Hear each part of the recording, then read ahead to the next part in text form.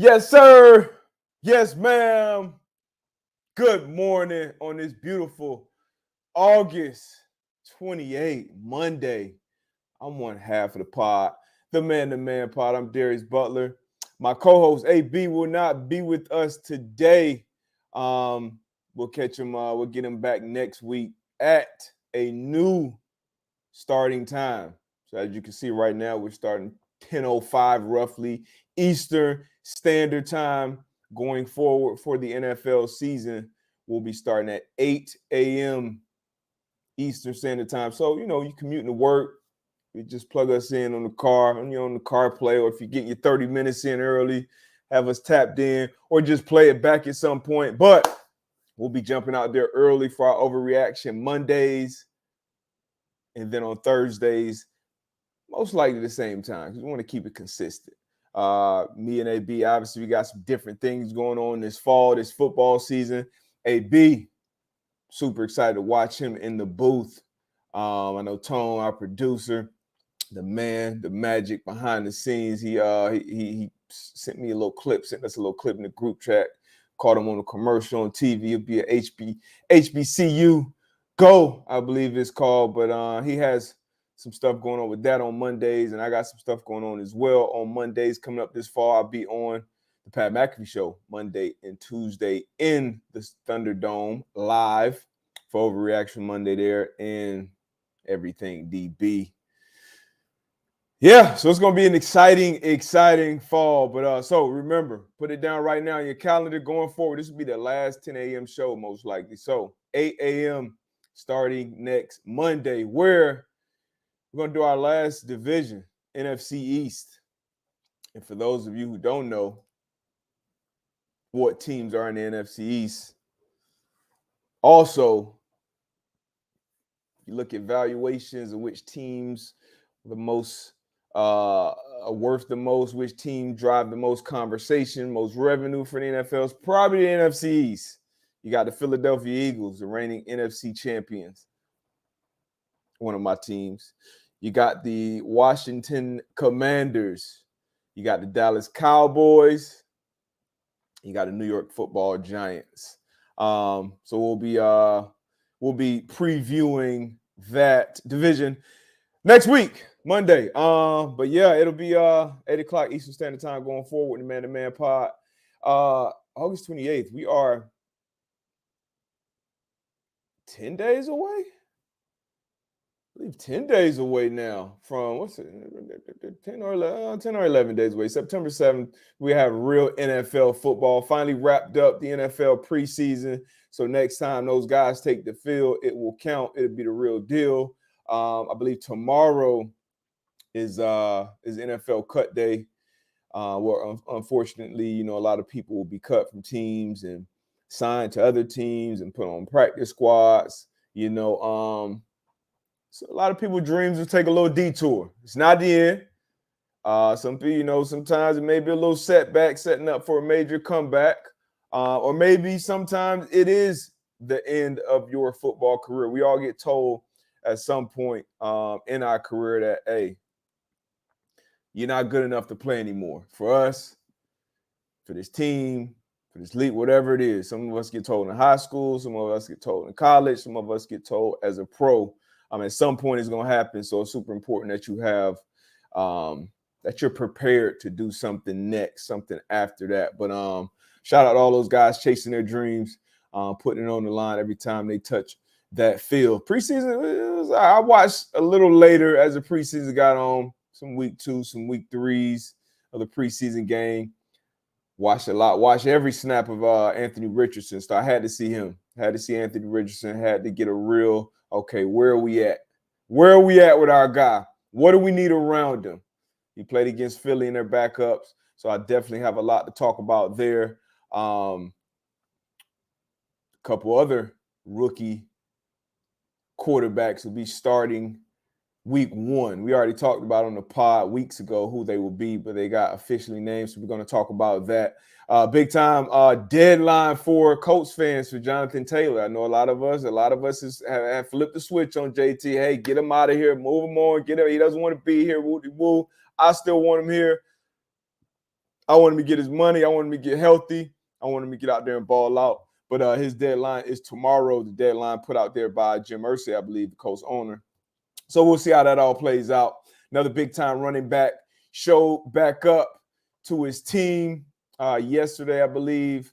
We got some USA track stuff to talk about. We got some F1, a little bit of F1. We got a little bit of golf. They wrapped up their FedEx playoffs yesterday. And this is kind of probably one of the last shows where we're going to be able to talk about these other sports because of everything else that's going to be coming with this NFL football season. All these storylines, all these teams, players, coaches, big trade. Number 3 overall pick. Traded to America's team. Definitely got to talk about that. Hey, Brad. Hey, Brad, we don't need your disrespect here this early this morning on this beautiful Monday morning, okay? We don't need that. We don't need that F1 disrespect here, okay? All right. Jeez. I know Max won, okay? I'm glad AB's not here to tell me, hey, Max won.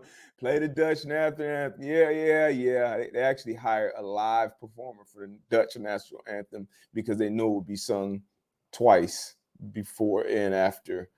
And if you don't know, the country of the race winner, their national anthem is played after the race. But we're going to talk a little bit F1. I said a little bit. Damn.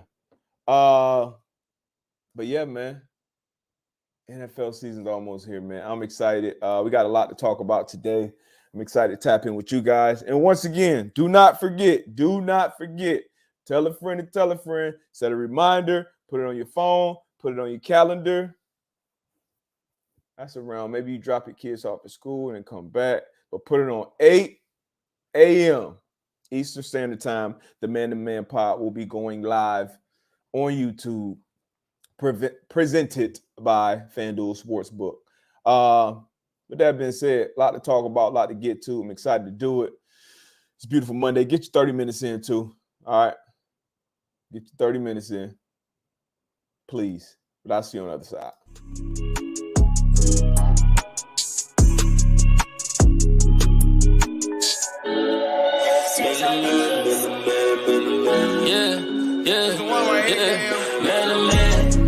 Yeah, we talking, man to man, they can't guard me, man to man, they don't wanna see us, man to man, they don't know how to beat us, man to man, man to man, man to man, man to man, man to man, yeah, man, that's in me, that's why I want it so bad. Must be the hustler in me that keep my foot on the gas. When you got it from nothing and hard times ain't so bad. Just know I'm coming for everything that they said I couldn't have. I put my life inside it, yeah, I kept it solid. Yeah, I played the field, that's how I feel about it. We put numbers on the board, we always up the score. Yeah, we stuck to the plan and never ran. Now they can't see us, man. Yeah, we talking, man to man. They can't guard me, man to man. They don't wanna see us, man to man. They don't know how to beat us, man to man. Man to man, man to man, man to man, man to man, man to man, man to man.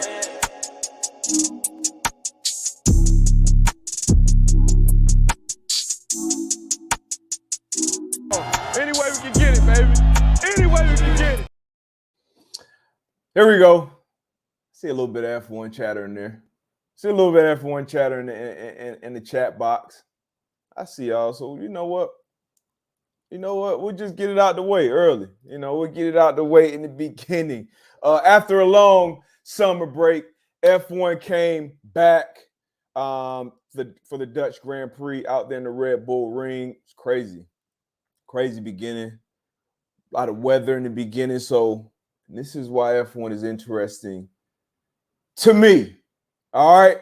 It's strategy, it's the drivers, the engineers, the car, it's everything. Obviously, Red Bull, they got all that shit figured out right now, right? So that's why they're at the top and they're dominating. But this particular race started off with some weather, so you had to make a decision. Do you stay on your slick tires, which have more grip? You're going to go faster. On the dry track, once it gets too wet, you got to go to either intermediates or the full wets. So people made a lot of different decisions at the beginning. Got a little hairy there. Obviously, you can see the top 10 here, how it finished out. Max finished on top of the podium once again, continuing his dominant run. Fernando Alonso, second on the podium in the Aston Martin. And then Pierre Gasly in the Alpine, which Ryan Reynolds, Michael B. Jordan, and some other individuals became part owners of. He, the Frenchman, got third on the podium, which was impressive for him. Sergio Perez, Carlos Sainz, Lewis Hamilton, Lando Norris, Alex Albon in the Williams, impressive. Oscar Piastri, the rookie, and Esteban Ocon to round out the top 10. But this is show you how no, you can't really see it. But crazy start at the beginning. Max went to like 13th or something. But anyway, as always, it's inevitable. It worked out for Max. It worked out for Red Bull. And Max, 10 years later, ties Sebastian Vettel's old record of 9 consecutive wins in Formula One, which is, extremely impressive. And for a lot of people, like Brad, makes the sport extremely boring. But for people like me, I like to see what's going on, in the other parts of the race. At this point, you just kind of expect Max to win unless he crashes at this point, which he doesn't because he's a dog. He's a dog behind the wheel. It just is what it is. But Lewis Hamilton, seeing him drop the P20 and then end up getting back up where he finished, I believe P6, so he finished the 6th. Fernando Alonso doing what the old head does. Longest gap between his first podium and his most recent, I believe 20 years and 8 months, something crazy like that. Super impressive. These are the current driver championship standings. Max is up there, 339. Next closest is his teammate Sergio Perez at 201. And you got Fernando Alonso, Lewis Hamilton, Carlos Sainz round out the top 5. Charles Leclerc there. He's at 6 with Ferrari. He had another miserable weekend for Ferrari, and now they have their home race coming up this weekend out in Monza. But all right, guys. See, that was what? 3-4 minutes, and now we're wrapping up the F1 talk. Chauncey Williams, Lewis doesn't have a competitive car. Mercedes kind of dropped the ball. Red Bull and Adrian Newey, he's a mastermind, but that car is just unbelievable. Like I said, Max is unbelievable behind the wheel. But no, the Mercedes, they had their run though. They had their run. Lewis, 7. Some people would say 8-time world champion. So they had their run. But I'll be having F1 bets for you, F1 parlays for you this year. And I'll tell you what, I hit a pretty high clip of those as the season's going on. So you definitely want to tap in with those. Regardless if you're watching the race or not, or if you're in the F1 or not, I'm going to give you some good bets. Speaking of world champs, moving on from F1 to track. And speaking of world champs, like I said, Team USA sweeps the 4x1 relays. If you are a track fan, even if you aren't a track fan, if you ever had a chance to watch a 4x1, I don't care if it's young kids, if it's high school, college, obviously this level, the world championships, Olympics. In my opinion, the most electric event in track and field, because you got the fastest people in the world from their countries, and it involves teamwork. It involves passing the baton, within the zone. It's got to be a clean pass. And typically the anchor leg, the fourth leg, is going to be the fastest runner. So as you can see here, Team USA, headlined by Sha'Carri Richardson, and Noah Lyles. Noah Lyles, I believe, won the 200 and the 100, and then won the 4x1. And then our men and women ran the 4x1. Sha'Carri Richardson, she won the 100-meter. So dominant stretch right here for Team USA. And world champs, right? World champs. You gotta love it as sprinters. And then after the world champions, after, because once again, you're racing all of these other competitors from around the world. Noah Lyles had some interesting comments. Some interesting comments. He had some stuff to get off his chest, I guess, after becoming the first dude, probably since Usain, to win that 200 and 100. And let's see what Noah Lyles had to say. A little snippet of what he had to say, at least, that made its rounds around the American sports world. I have to watch the NBA Finals, and they have world champion on their head. World champion of what? The United States? Let's just run it back one more time because obviously he was bothered by this. And there was more, but we're only going to play 9 seconds of it. We don't want to get flagged any copyright on this stream here. But just a Noah, the champion, the world champion, Noah Lyles, one more time. I have to watch the NBA Finals, and they have world champion on their head. World champion of what? The United States? So, we do. We call it the world champions. That's the NBA. You win that Larry O'Brien, world champions.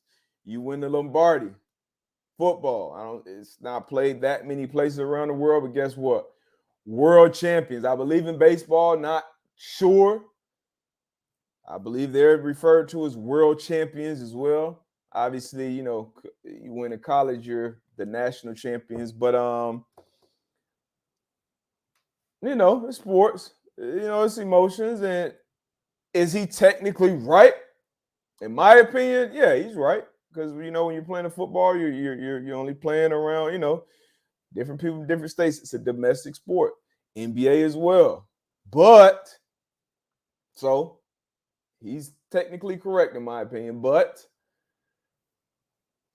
also, in my opinion, I believe that NBA, I know for sure the NFL, not a baseball. I'm a baseball casual, but Tone knows much more about baseball than I do. But I think that's the best league in the world when it comes to those 3 sports. I just stick to those 3. So when you win it in that, you would think like, hey, world champions, right? We won this shit. We're the world champs. So no, I get what you're saying, but nah. And as you know, NBA players, they get in their feelings. So they felt some type of way. You can see some comments from some of the top NBA players, some of the top basketball players in the world. Easy money sniper, aka Kevin Durant. Hey, somebody help this brother. We got D Book, we got Dame Lillard, we got Aaron Gordon, we got UD. Hey, big fan, but go on with that bullshit, bro. Sucker shit. So I get it. I get what you're saying, Noah. But just enjoy your championships, man. You're a world champ. You went out, did it, and I respect me and AB. AB and I talked about track and how real that shit is and how much we respect those men and women that get out there and do that, especially when you're doing it on a stage where you are competing against the best athletes in the world. I'm sure you feel a little bit different about it, but we're gonna call it world champs, bro. We're gonna leave it at that. Best leagues in the world, in my opinion. Get your face out there too. I'm not mad at it. Get your face out there. What do they say? Any publicity is good publicity. So Noah Lyles, a lot more people know you now than that knew you a week ago. And a part of that is obviously you won some world champions and you've been a dog, but for you to, get out here now, you're kind of a more known person, who knows how long this will last, but congrats on your success. And, I hope for continued success on that track. But I think the comments were a little technically right, but so yeah, world champions of the world, buddy. Basketball, football, all that. Speaking of a world champion. What else we gotta get out the way before we get to football? Victor Hovland, dog. Hey, y'all know I've started my golf journey this offseason pretty much. So about February until the end of August, going into September. So a good 7-8 months. I've been on my golf journey. Not only playing it, but this is the first year where I was actually tapping in and watching these tournaments on the weekends. And Victor, I said it last week, I think, after he shot that 61. It's one of my favorite golfers to watch. And he had an unbelievable finish to the season, won back-to-back events. Think he had like a 5-stroke lead going into the last 2 holes or something yesterday. So no drama with the finish. Just an absolute dog of a ball striker. Won a ton of money, which he said he's not really tripping on. He lives in Stillwater, Oklahoma, so it don't cost much to get around and live out there. But shout out to Victor Hovland, the Norwegian. Just saw something with him. He was let me see. He had the largest 72-hole lead in the FedEx starting strokes era. 8th player to win consecutive FedEx playoff events. 3rd youngest FedEx champion and 5th international player to win the FedEx Cup. So shout out to Victor, man. Seemed like a pretty cool dude too, man. Shout out to Victor. All right, on to the NFL. Somebody asked, who's this? My guy, G.I. Joe. Have you golfed lately? Yes. So I know, Joe, you tap into the show a lot. A couple of weeks ago, my younger brother put a whooping on me, and I had been dominating him for a while. He put a whooping on me, so I took a little bit of time off. Also, broke this finger right here playing basketball. So I had to take about a good maybe a week and a half. But I got back out there this past Saturday. Met some dope people out there too. Shout out Max, shout out Adam. Got paired up with them. 2 cool dudes. They watch the show. They watch Pat's show. So shout out to you guys. Got back on my game a little bit. Got out of my head. Was striking the ball well. Could have putted better. The greens were rolling. But yeah, I've been playing, man, and I'm on my journey to scratch golf. I'm going to get there, right? I don't need to hear your hate. I don't need to hear what you got. I'm going to be a scratch golfer before I'm 40. I'll be 38 in March. And, yesterday was actually the first time I felt 37 in a long, probably ever, actually. I had a little hip pointer for playing basketball, fingers still recovering from basketball, some shoulder pain from golf. What else? My Achilles always a little tight in the morning, you know what I mean? But, hey, we got to battle through it. You feel me? I'm here, baby. It's season time. It's go time. Nobody's 100%. The last time you're 100% is when you report to training camp. And I reported to training camp about a month ago. So, but shout out to Vic. Shout out to me and my golf game. Probably being late. No, I don't know if I'm being late, Tahoe. I'm going to be playing some tournaments next year. For sure. Speaking about tournament, I should have put that little league baseball. Had a walk-off dinger, 5-5. Shout out to California winning the Little League World Series. Big kid. The announcer jinxed the pitcher right before he threw it. It hasn't allowed a home run all the beep out of there. No doubter right off the bat. But yeah, man, I'm excited about golf, and I feel like I got into it as a fan at the perfect time. The PGA, the Live merger coming soon. Watch Full Swing on Netflix. I just feel like it's becoming more popular with everybody. I play with my kid. You gotta, something I see I can be able to play with my kids for 40 years. You know what I mean? So if you got time or make time to get out there, get outside, get in nature, hit that golf ball a little bit. Very humbling, though. Very, very, very humbling. Talked about it earlier. It is finally the wrap for preseason football. We have 3 undefeated preseason teams. So any Jag fans out there, any Commander fans out there, any Steelers fans out there, congratulations. Undefeated, baby. Undefeated. That's what I'm talking about. Undefeated going into the season. It's a fine line between winning and losing in the National Football League. When you're in a preseason game, it's tough to really. You're trying to get, especially as a veteran.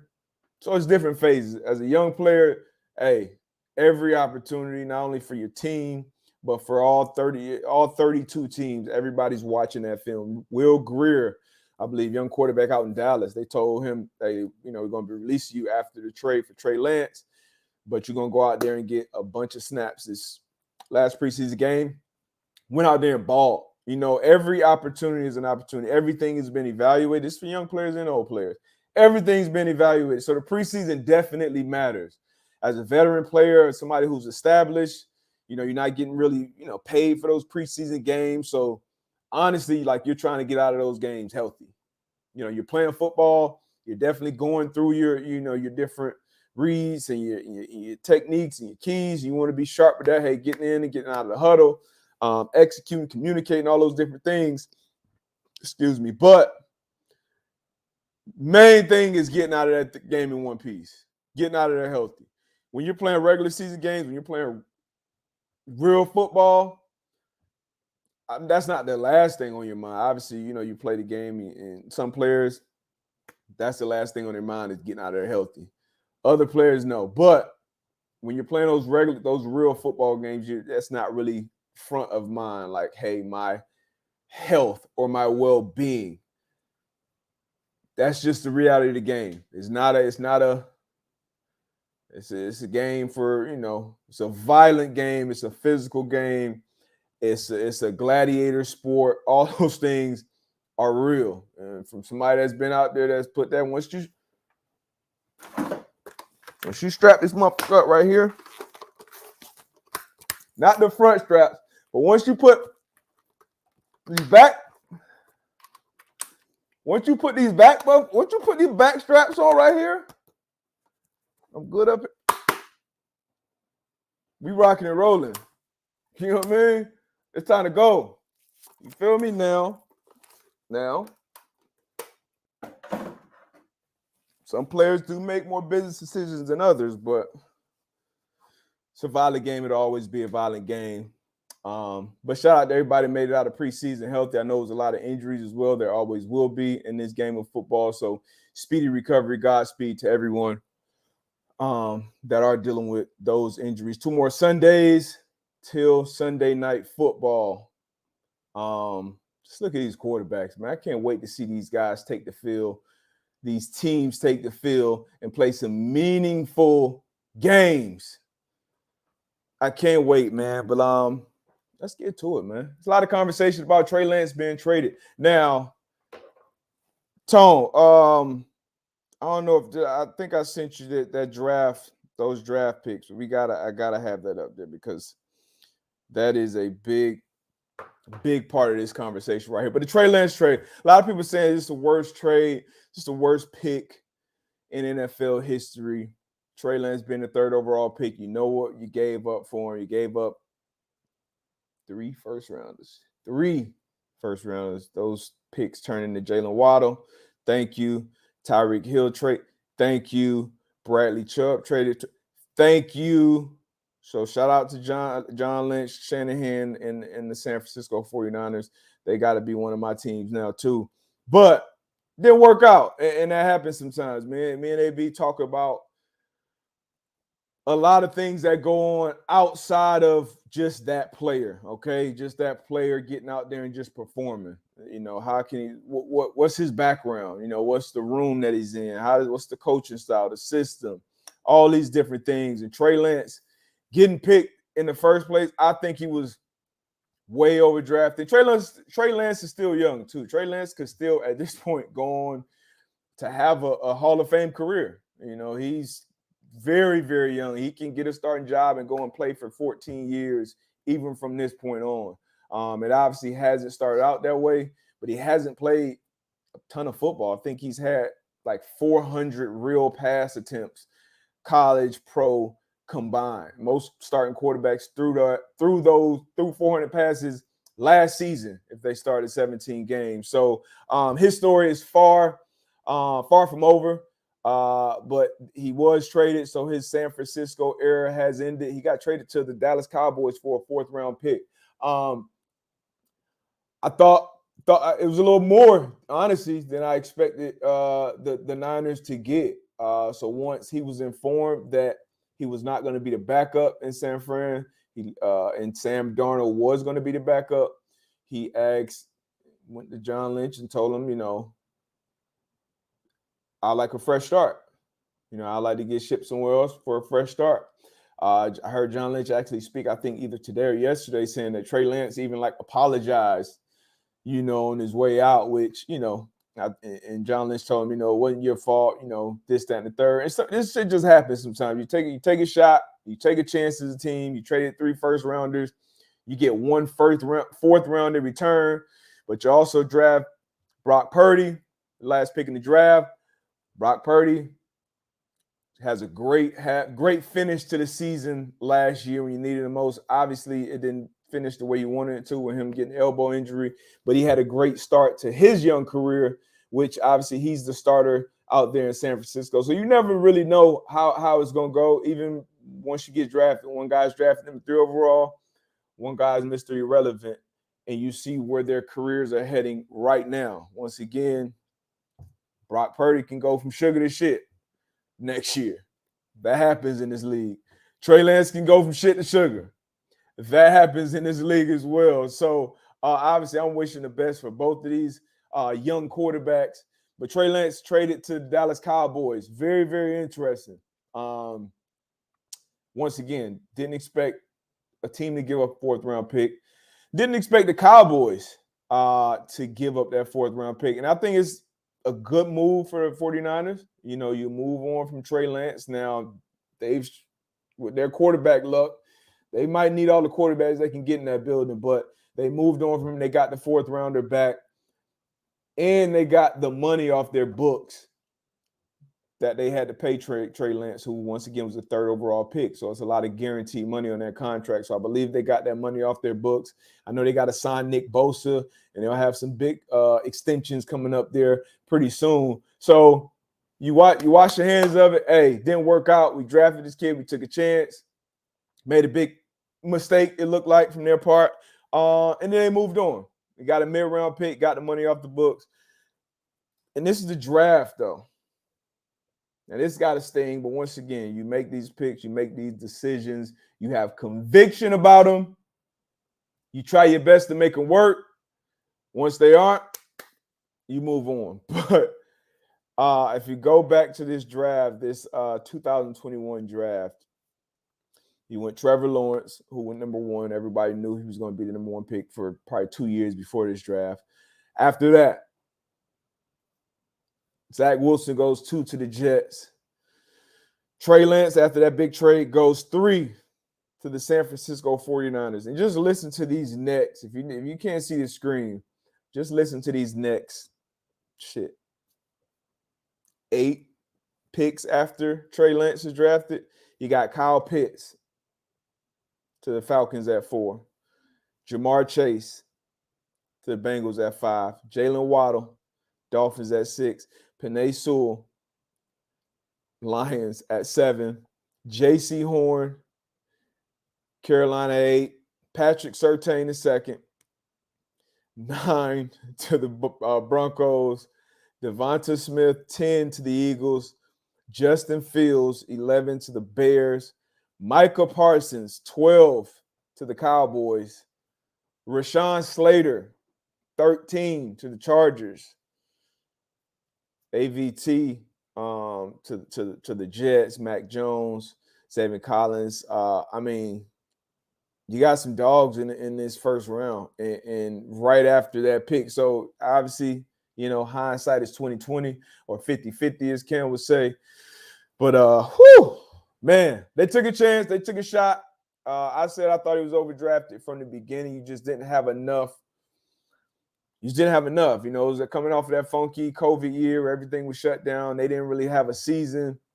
The season prior, I think he, you know, was 28 touchdowns, no picks, 1,100 yards rushing at North Dakota State, which obviously, you know, isn't like a Power 5 school, but there's been some talented players that come out of North Dakota State before. So you kind of, I guess, get why they took a chance. All the reports of the intangibles and the kind of guy he was and how smart he is and all these different things checked out, but you just didn't have enough, in my opinion, enough body of work to not only draft him at 3, but to trade all that to go up there and get him at 3, especially with these other players that were on the board. You had Jimmy G there, who his biggest issue was couldn't stay healthy. And we say it on the show all the time, your best ability is availability, okay? And Jimmy G couldn't stay healthy. You go and you make the decision to move on from him, bring in Trey Lance. The grass ain't always greener. But once again, it did not work. I don't think he necessarily it's a challenge or anything really when it comes to Dak Prescott. I think Dak Prescott is good. He's safe there. I think he'll get an extension at some point soon. I know his cap number next year is crazy. So as long as he plays well and stays healthy, I think Dak Prescott is still in line for that extension. But Cowboys, you don't give up a 4th-round pick for no reason. So he will have an opportunity at some point to beat out Cooper Rush and become that backup. Who Cooper Rush, I think, you know, made his hay last year. He showed, you know, he was worth being a backup in this league. So he's still there. We'll see. New place, fresh start for Trey Lance. It's only the most talked about team in sports television. So not necessarily going to get out of the spotlight there, but I'm hoping this is the beginning of a new chapter for Trey Lance. So shout out to him. Shout out to San Fran moving on and recouping something in the meantime. Josh Jacobs, we talked about it the last show last week. He returned to the Las Vegas Raiders locker room, so he will be in line. I think, not saying it didn't get any word, but I think he'll be out there starting week 1 for the Las Vegas Raiders. And got a new 1-year contract. Now, we talked about it.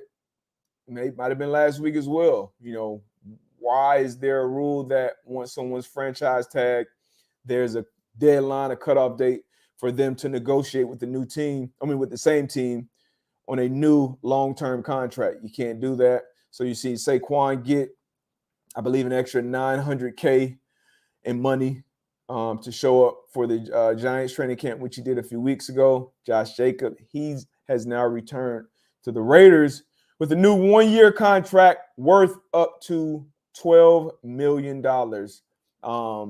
via Rap Sheet and Tom Pelissero. So he's back in the building.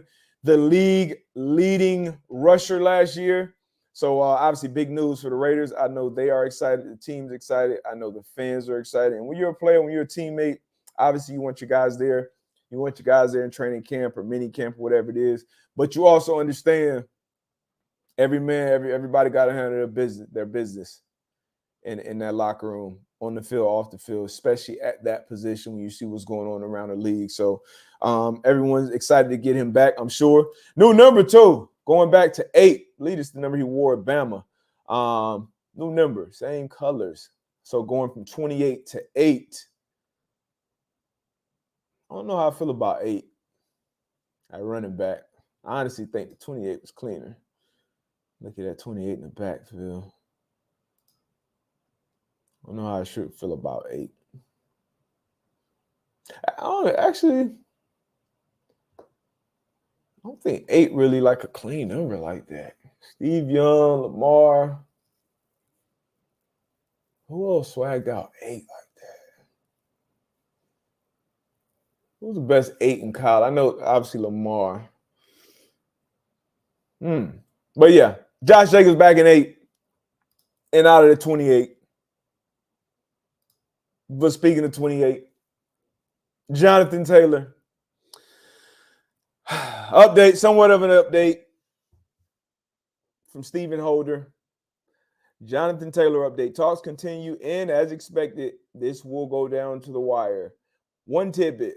I believe there to be a second team involved beyond the Dolphins, which would certainly change the dynamic. So reportedly, the Dolphins have put in an offer for Jonathan Taylor's services. The last report I saw was that the Colts were looking for, I believe, a second-round pick for JT. JT is still, based on the reports that I've heard, still standing firm in him wanting to be traded. Jim Irsay, the owner of the Colts, made a deadline. Hey, Tuesday, giving you and your agent permission to go seek a trade. You have until Tuesday to get it done. And then if they get an offer that they, can't turn down, they'll take it. But honestly, just my opinion, I doubt anything happens. I believe we only have 2 active running backs on the roster right now, or healthy running backs. I know we just cut Kenyon Drake a couple of days ago. Not even sure where JT is health-wise. I'm not sure if he's 100%. I know they have to make a decision on him as far as putting him on the PUP list or not.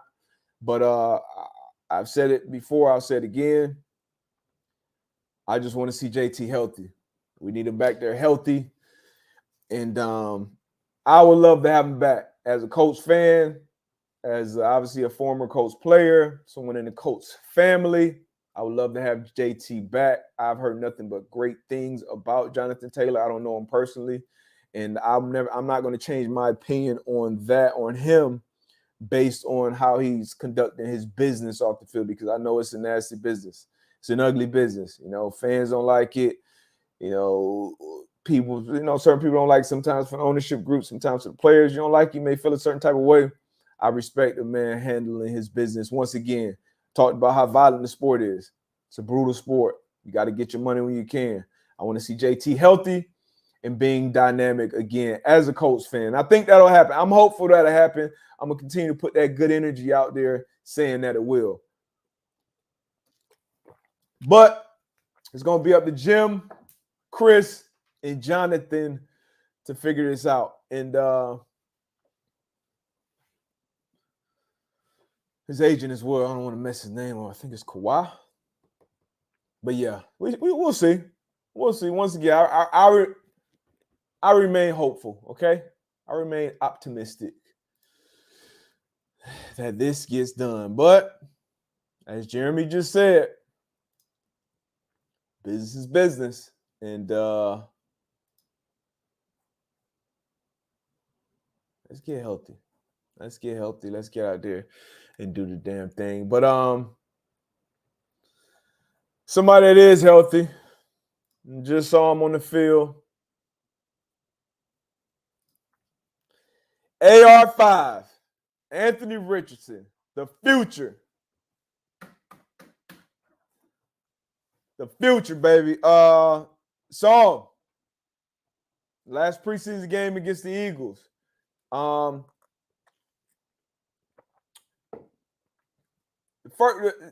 of the most important things. So it's confidence, obviously, as a football player, as a quarterback. Obviously, you got to have confidence.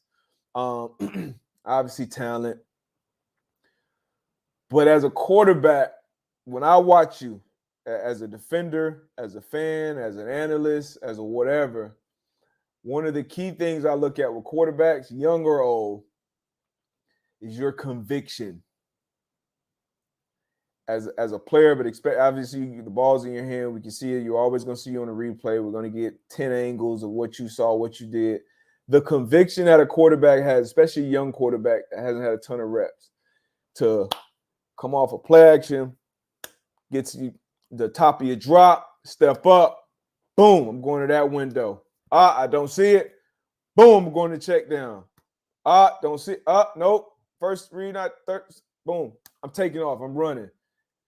Anthony Richardson has that. Obviously, he has the talent, he has the athleticism, and I feel like within this offense, and you only see basic things in the preseason, but he has conviction in his reads, the RPO throw. Sometimes, hey, not always a good throw, not always a good decision, it's not always going to be good, but as long as you have that conviction, because if you have that conviction as a player, that lets me know you have confidence in what you're being coached to do and what you feel on that football field. And the more you do that, the more you can replicate that in anything.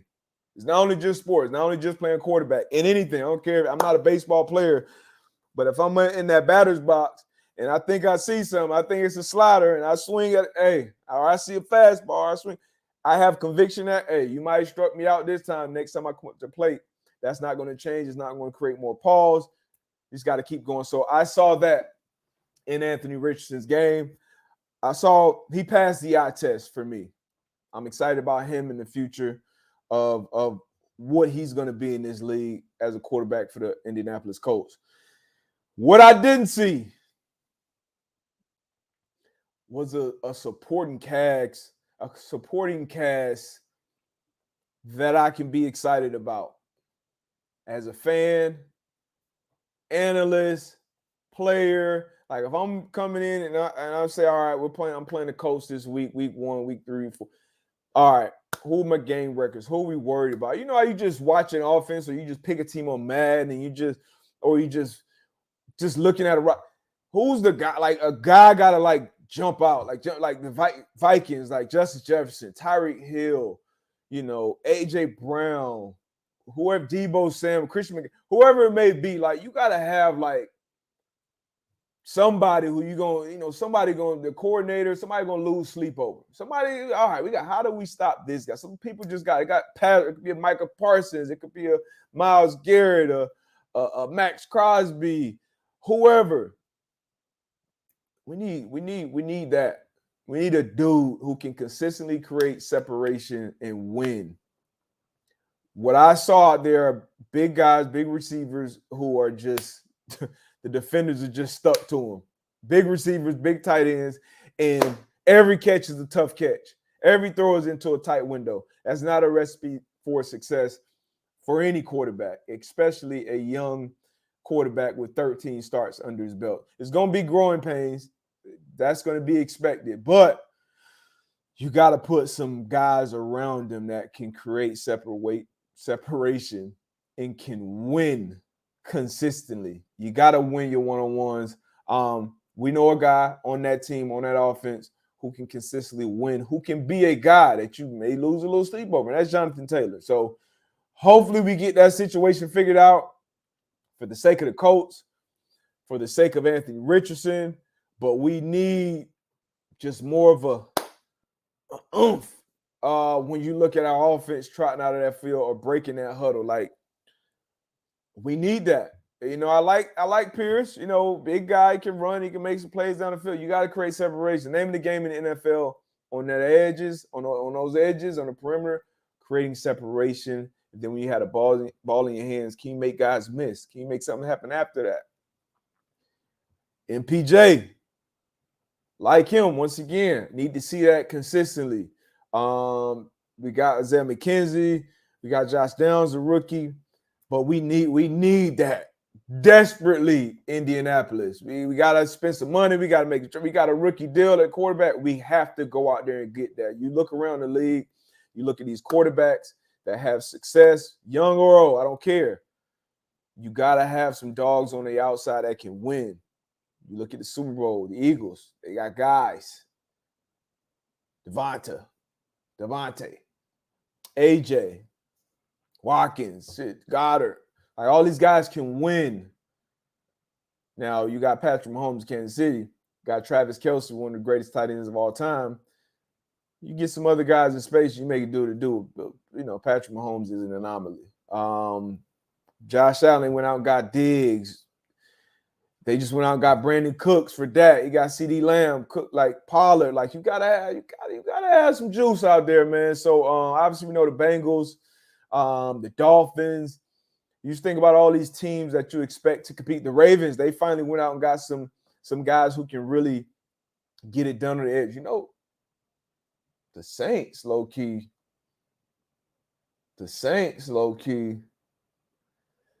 Low-key went out there and got Jimmy Graham, to turn back that clock a little bit. Got the other young tight end, 83, I believe, JJ. Chris Olave. Got some separators out there. You got to have some guys that can get out there and win. The Seattle Seahawks. It's not a surprise. Geno had a great year last year, had his best year in the league. You got dogs out there. And they went out and got another one in the first round out of O-State. Jawan Johnson. Yeah, that's AJ. So you got Jackson, who's injured. Jackson Smith and Jigba. You got Tyler Lockett. You got DK Metcalf. You got to have guys out there, man. So please get Anthony Richardson some guys around. Once again, no shot, no disrespect to the guys that are on the offense, that are on the team, but we need weapons that can win and separate. That's how you get confidence. You create more confidence in that offense and in that quarterback. Because as a defense right now, especially without JT out there, we got a young quarterback with 13 starts in his belt who's a freak athlete. That's the guy we got to worry about. We got to keep him in the pocket.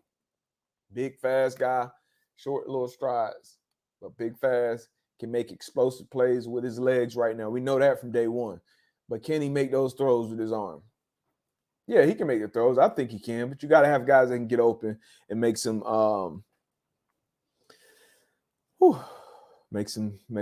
Hey, you almost got blocked.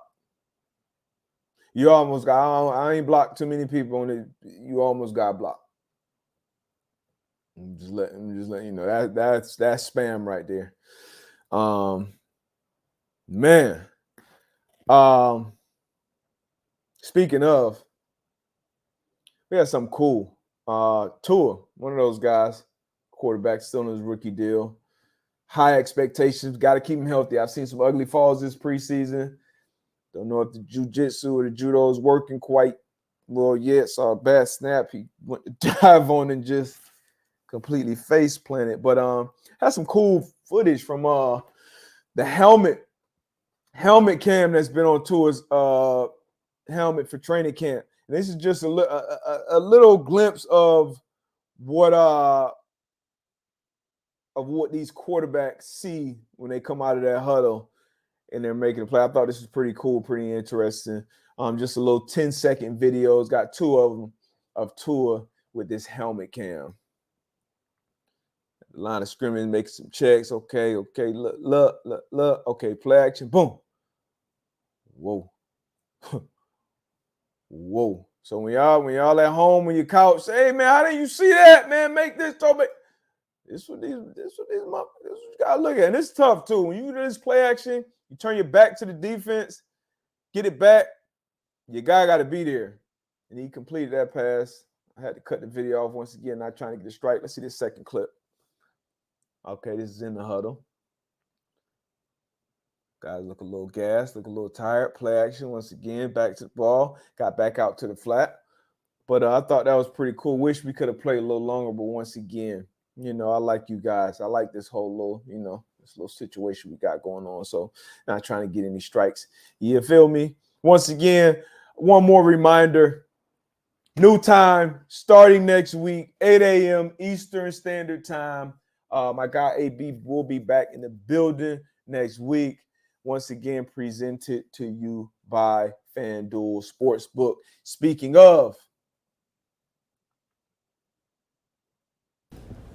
get ready for the NFL season with incredible offers from FanDuel, America's #1 sportsbook. Right now, new customers can bet $5 and get $200 in bonus bets guaranteed. Plus, all customers who bet $5 will get $100 off NFL Sunday Ticket, and that's from YouTube or YouTube TV. Now is the best time to join FanDuel. The app is easy to use, and you can bet on everything from spreads to player props and more. So visit FanDuel.com/M2MLive and kick off the NFL season with an offer you won't want to miss. FanDuel, the official partner of the NFL. How many takes? I'm not gonna set the over/under. I don't think that's fair since it was me. I'm gonna let somebody else set the over/under. And then on the other side, one of the day ones, you got to give me it got to be a half, so it got to be 2.5, it got to be 3.5, it got to be, how many takes was this? Okay, I remember. So somebody got to put it in there. And then you know what? After the outro, I'm going to take a couple questions from the comment box. Once again, tell a friend to tell a friend. New starting time next week, 8 a.m. I think that's a good slot. I'm excited about the slot.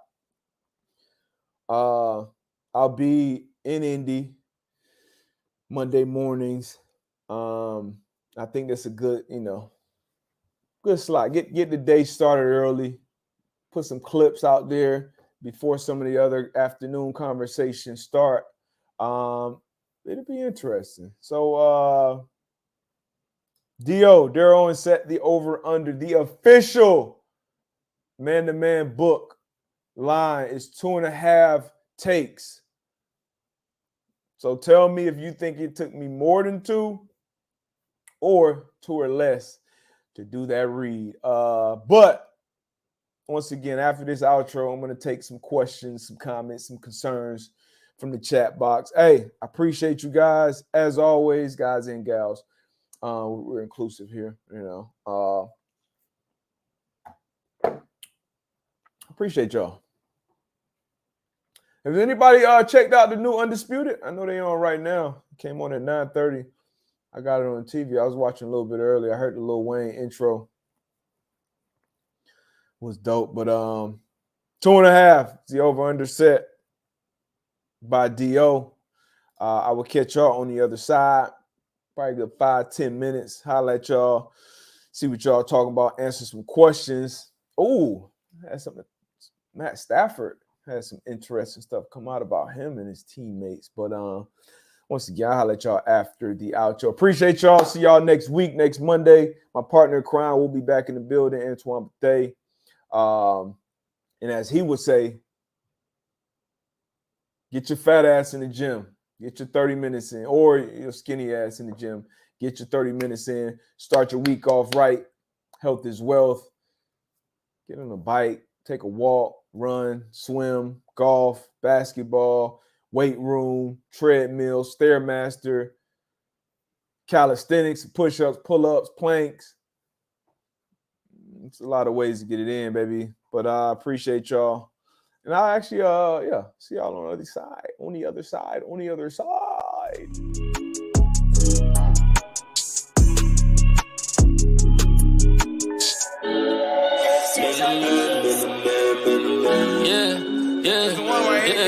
Man to man, yeah, we talking. Man to man, they can't guard me. Man to man, they don't wanna see us. Man to man, they don't know how to beat us. Man to man, man to man, man to man, man to man, man to man, yeah, man. That's in me, that's why I want it so bad. Must be the hustler in me that keep my foot on the gas. When you got it from nothing, then hard times ain't so bad. Just know I'm coming for everything that they said I couldn't have. I put my life inside it, yeah, I kept it solid. Yeah, I played the field, that's how I feel about it. We put numbers on the board, we always up the score. Yeah, we stuck to the plan and never ran. Now they can't see us. Man, yeah, we talking. Man to man, they can't guard me. Man to man, they don't wanna see us. Man to man, they don't know how to beat us. Man to man, man to man, man to man.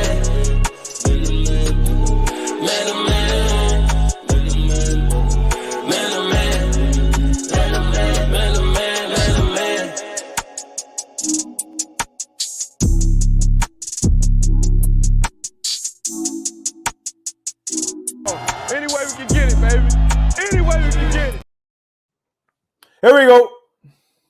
Let's see what we got.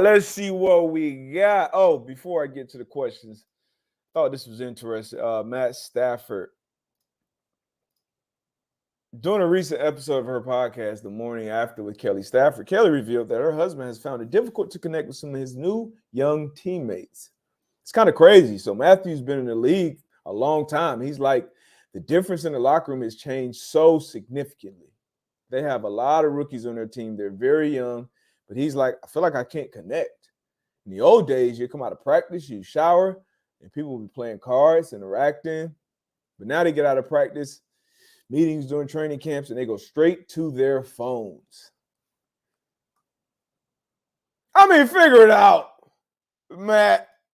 All right, come on. We were actually in the same draft class. Matt Stafford was the number 1 pick in my draft class, 2009 draft class. But look, the world, the locker room changes. It was my last year in the locker room was 2017, and it had changed significantly already then. But you got to figure it out. You got to find ways to connect. And it's different. It's difficult. My last year in the locker room, I was 32. You know, you got teammates that are 21, 22. Like, you got different things going on. But figure it out. You know, we definitely talked to each other in the locker room. We do different things in the locker room. And yeah, people were going on their phone. People got social media. People got this. People got that. And I'm sure after that 2020 year, it made things different. But I feel like a lot of things after that have kind of gotten somewhat back to normal. But I saw Tom Brady's old ass in his 40s connecting with his teammates. I see Aaron Rodgers. I think he's, 38 now, first year on a new team. He seems to be doing all right connecting with his new teammates. So you just got to figure that shit out. And it's important. It's very important for the quarterback to not only be the leader of the team, but also be one of the guys as much as possible. And it gets tough at times, but you got to figure that shit out. You got to make it work. One of the things that we did as a DB group and as an older guy, you know, was kind of a stickler about this during my last couple of seasons in Indy. Like every Monday, you know, we would get, and everybody got their own things going on. You got kids, you may have a wife or your girl or whatever it is you have at home that you know, a lot of time you spend in that building. When it's your time away, some people just want to get the hell and go. But every Monday night, it was, you know, damn near mandatory. You had to have a good reason not to show up. But every Monday night we get together, we have a DB dinner. Sometimes it'll turn into, you know, a couple linebackers to show up or a couple D linemen to show up or whoever. And we'll watch Monday Night Football together. We have a room at a restaurant, had a game on, break bread, talk about obviously the game before, you know, kind of what's going on with each other. You know, by halftime, some guys are taking off. Maybe some guys stick around and watch them in the whole game. But that was important. Guys look forward to it. If you were late, you know, we give you shit about it. If you didn't show up, we'll really give you shit about it. But I think those things are important. They go a long, long way as far as building that, you know, a team camaraderie. But if you're Matt Stafford, you've been in the league forever, you're a Super Bowl champion. Like, if you bring something up or you talk to guys, you have the ear of the locker room. And if you don't, or if you got even some type of hesitation about that, that ain't good luck, cuz. I mean, you could, come on, figure it out, cuz. Figure it out. But let's see what we got. What questions we got? I know we got some good ones. Taylor 417, do you think Baker can keep the Bucs QB job this year? Yeah, I think so. The NFC South is wide open, in my opinion. I do think, and for some reason, this isn't the like consensus opinion, but I think the Saints are a clear cut above the rest of the NFC South. I don't think anybody else in the NFC South should be expected to really compete or even win more than like 8 games, in my opinion. I don't see the Bucs. I don't see the Bucs winning more than 8 games. I don't see the Falcons winning more than 8 games. I don't see the Panthers winning more than 8 games. But the Saints obviously bring Derek Carr over, a veteran. I talked about the weapons that they've put around him, bringing Jimmy Graham back. I know he's an old head at this point, but he's still always open. When you're 6'8", and you could just – the touchdown he had last night, albeit preseason, but I don't care who that is. Once you get into that end zone and you box him out, there's nothing you could do about that. Chris Olave was, damn near rookie of the year last year. Got JJ, another speed tight end. You got Kamara. He'll be back there. He'll be healthy. I think he'll be pretty dynamic this year. He have a suspension or whatever, but I think the Saints are clearly a defense. Dennis out there always going to be on point defensively. I think the Saints are clearly a cut above everyone else in that division, but I don't think the Bucs are going to really compete this year. So I think they'll kind of be in the runnings for the Caleb Williams sweepstakes. So yeah, I see Baker keeping his job. I don't know. They may give a shot to Kyle Trask. Who knows? But I do see Baker keeping his job. Jeremy, DB, thoughts on Zay Flowers? He's outshining Odell in training camp. Rookie of the year potential? Absolutely rookie of the year potential. Love this kid coming out. I know a lot of people who's known him for a long time. I know his trainer, Gold Feet, down here when I was doing some draft stuff. I was watching. I was saying, hey, man, this dude, he reminds me like a combination of like Steve Smith and like maybe like an Antonio Brown or somebody like that. He was like, I'm right there. He is an absolute dog. Once what I talked about with the receivers around Anthony Richardson, a guy that can consistently separate, like that's heard Bill Belichick said as a young player in the league, wide receivers, you got two jobs. Get open, catch the ball. Get open and catch the ball. And Zay Flowers, I think he was obviously good enough in college to be a first-round pick, but I think he's going to be one of those players who's going to be a better pro than they were a college player. I think this offense is going to open things up for him. Lamar is looking for that type of weapon that can always get open and create separation to catch the ball. Outshining Odell Beckham. Look, I'm not one of those people who are going to pretend like I know what's really going on in these training camps. So I don't know if that's true. I know people have said it and people have reported it. And I'm sure there are reporters out there who have their stats that they're keeping up with who's winning in one-on-ones and what the quarterback completion, all this shit. I got no clue. I'm not in those buildings. So I don't know if that's true that he's really outshining Odell. But I am excited about what he's going to do in that offense and in the league this year. Explosive with the ball in his hands. And then once again, he's going to create that separation damn near every time. It's just going to be about, can Lamar consistently get him accurate balls? Because his catch radius is not going to be huge because he's a smaller guy. So it's super important that he does continue to, be elite at creating separation, which I think he will be. But rookie of the year potential. Let's see. Who would be my favorites right now for rookie of the year? This may surprise people. Jimmy Gibbs in Detroit. I do love Bijan Robinson in Atlanta as well, but I think with how the offense is, I don't know if they'll win enough games. So Gibbs, really, really love Jordan Addison going to Minnesota. He'll be their second option. KJ Osborne's still there, but I think he'll be their second option. And if I had to have a third, would it be Bijan? You got Quentin Johnston out in LA. Jackson Smith and Jigba. He's hurt. He's dealing with an injury coming out of the gates. Yeah, so I'll probably go Gibbs, Addison, Anthony Richardson. But yeah, this guy has a shot for sure. For sure. Let's see what else we got. The Man to Man podcast. That seems like a pretty dope page. Follow, subscribe, tell a friend, all that good stuff. What are your thoughts on Tyreek Hill saying he doesn't watch film? He just looks at Madden rankings. I think that was tongue in cheek. He was bullshitting. He was playing. He was bull driving. Tyreek Hill watches film. Definitely watches film. Now, does he play Madden to get some other? Absolutely.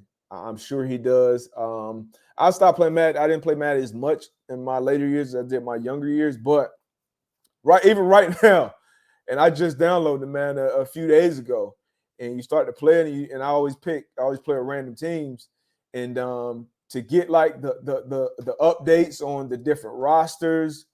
Sometimes you will go look at it, speed or jumping or awareness rating or these different things. Obviously, they're not perfect, but Madden does help a little bit with some of the scouting. So I'm sure he was being real about that part if he is an avid Madden player.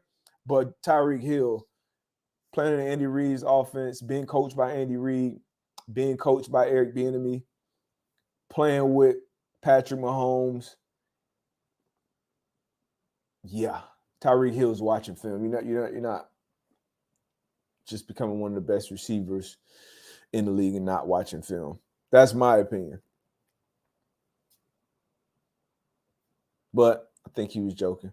Let's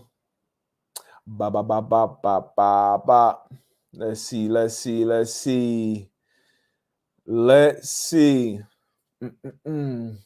else we got? Probably got time. Probably about 3 more.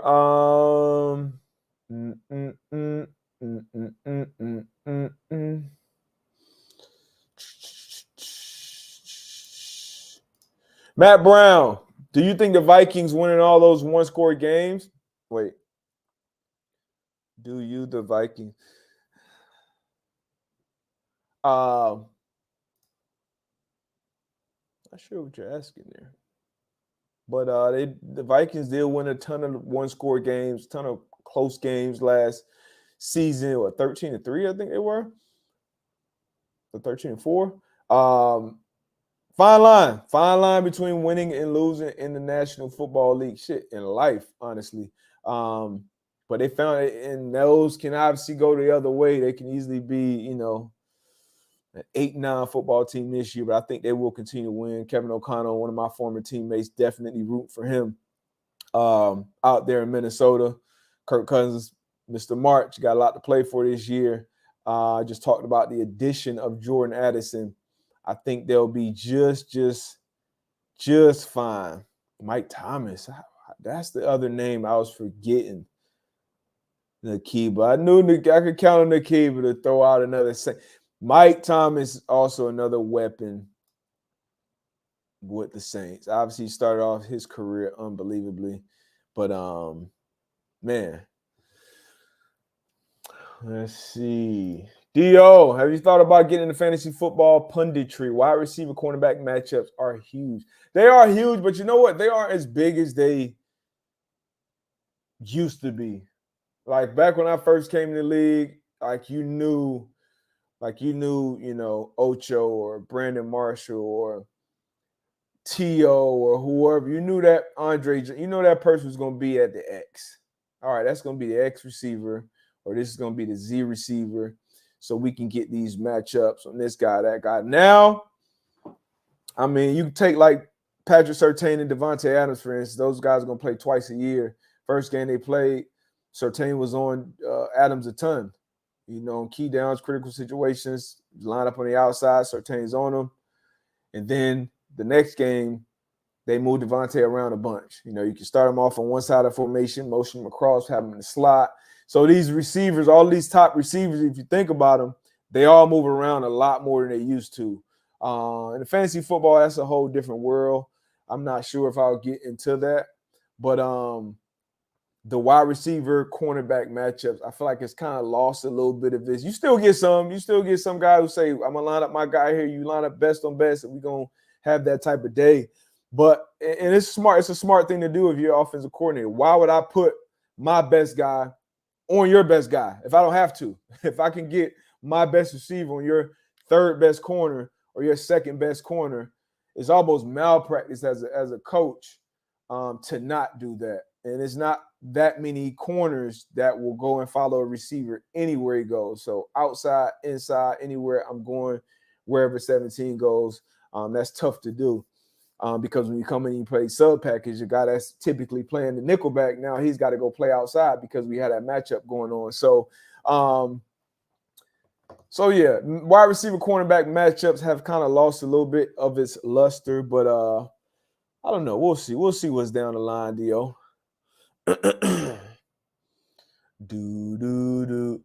Let's see what else we got. Last one, not last one. Thoughts on Madden? Early thoughts on Madden? Good game. I think they've done some things. They've tweaked some things. Tough to play man coverage. But they do have some throwing things on there that's setting on there that they changed. I like the movement. I like the gameplay. I like the franchise mode, which that's what I play. DB Deuce 0. DB Deuce number 0 on the Xbox. You know what I mean? Send me a request. I play F1, Madden, PGA Tour a little bit.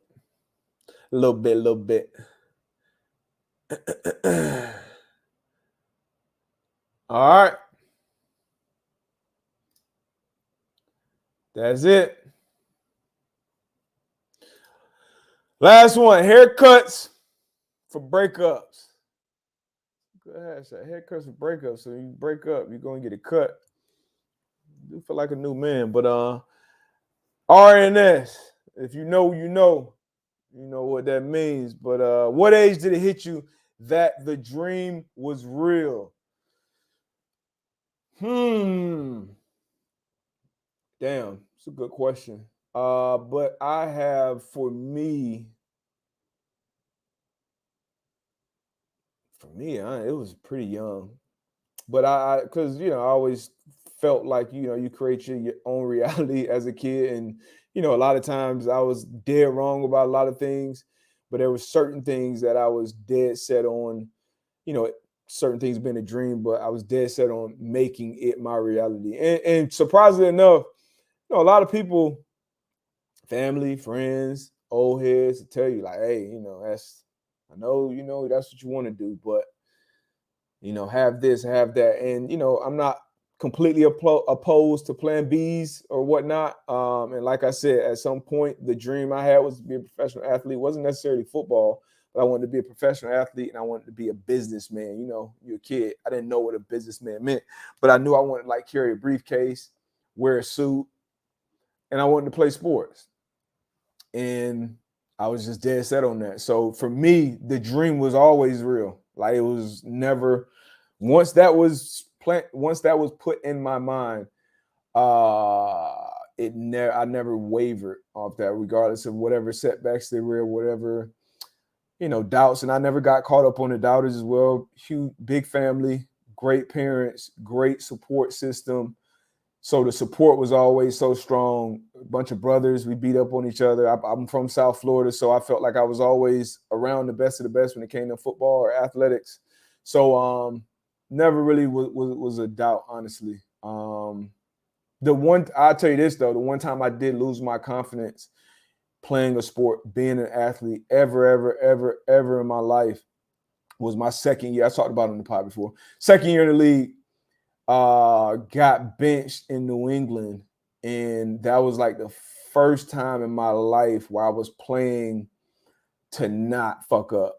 I was like, man, I don't want to mess this up. I don't want to get this beat. I don't want him to throw the ball my way. And I remember having those thoughts, and that was the only, because you can't fake confidence. You got to put the work in, you got to put the time in, and you can't fake the confidence with yourself. And it took some weeks. It took some old heads taking me on the wing. Shout out Sean Springs, Brandon Merriweather, those guys, just always hey, put your shoulders back. You nice. You here for a reason. It's a reason we brought you here. It's a reason you in the league. Got cut from there, got cut a year after that, and then found my footing and played my last 6 years in Indy. So, you're going to have setbacks. You're definitely going to have some doubts. But just continue to put that work in, continue to have that belief. And continue to surround yourself with people, good people who got your best interests at heart, whoever those people are. Because that matters, man. When you down in yourself, which is gonna happen, you gotta have some people around you, whether that's your girl, your wife, your mom, your dad, your kids, your team, whoever it is. Latch on to that for sure. But the dream was always real for me. Never wavered from probably 6, 7 years old. And shoot, I'm still living the dream. Very, very fortunate. Some luck obviously got to come in that. The hard work, some God-given ability, and then trusting your gut, man. But I appreciate y'all for allowing me to continue to live this dream. Appreciate the support. Appreciate y'all tapping in once again. 8 o'clock going forward next Monday. My dog, my partner in crime, AB will be back in the building. Appreciate y'all for tapping in, man. Nothing but love. I got nothing but love, you baby. We gone again, for real.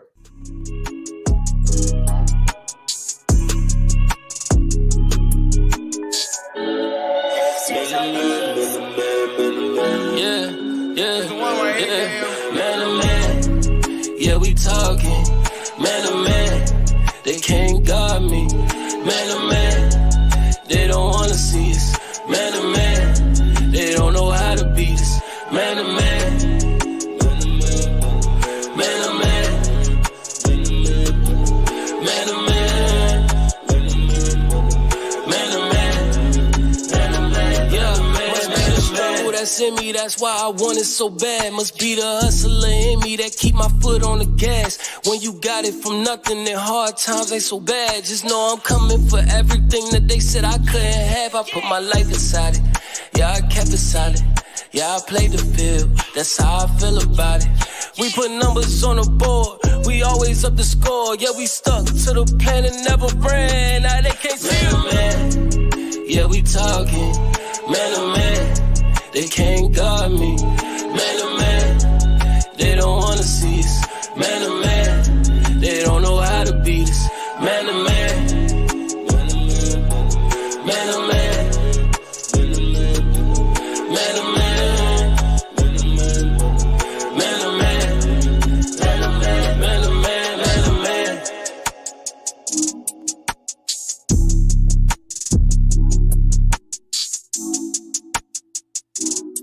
Any way we can get it, baby. Any way we can get it.